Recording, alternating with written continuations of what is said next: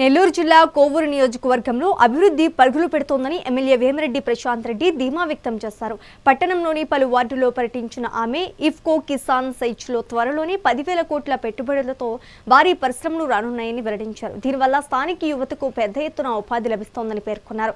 చేనేత cluster, CC రోడ్ల నిర్మాణం వంటి పనులతో పాటు కోవూరును నగర పంచాయతీగా అప్గ్రేడ్ చేస్తామని హామీ ఇచ్చారు. కూటమి ప్రభుత్వంలో సంక్షేమం, అభివృద్ధి సమపాలనలో జరుగుతున్నాయని కొనియాడారు. కూర్చొని ఒక డెసిషన్ తీసుకొని ఇది వేసేస్తాం.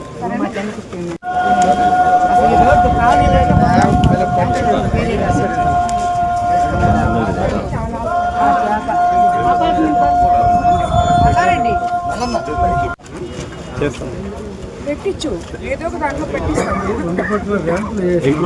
పూర్తిగా తీసేస్తే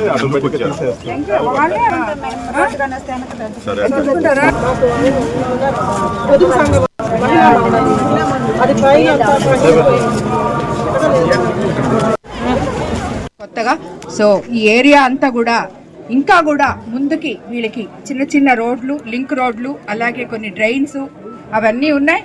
అవి కూడా మనం చేసుకుంటాం.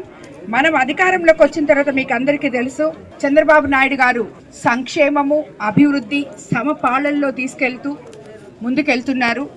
ఆర్థిక వ్యవస్థలు అస్తవ్యస్తంగా ఉన్నా కూడా దాన్ని సరిదిద్దుకొని 22 నెలల్లోనే ఎన్నో సంక్షేమ కార్యక్రమాలు మనం చేసుకోవడం జరిగింది. అలాగే ఒకవైపు అభివృద్ధి కార్యక్రమాలు చేసుకోవడం జరిగింది. ఈరోజు ఈ రోడ్లు, ఈ కాలువలు, ఈ కోవూరు టౌను ఈ రోజుది కాదు, ఎప్పటి నుంచో ఉంది.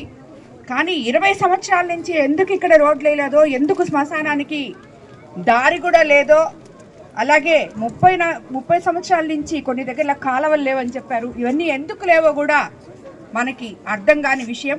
సో గత ప్రభుత్వానికి ఈ ప్రభుత్వానికి చూసుకుంటే అభివృద్ధి పనులు శరవేగంతో జరుగుతున్నాయని చెప్పి మనం అందరము కూడా నిజంగా సంతోషపడాలి. ముఖ్యమంత్రి చంద్రబాబు నాయుడు గారికి ధన్యవాదాలు తెలుపుకోవాలని కూడా మీకు అందరికీ తెలియజేసుకుంటున్నాను. అలాగే మన కోవూరు కాన్స్టిట్యున్సీని త్వరలో మున్సిపాలిటీగా అప్గ్రేడ్ చేసుకుంటామని కూడా మీకు అందరికీ నేను తెలియజేయడం జరిగింది.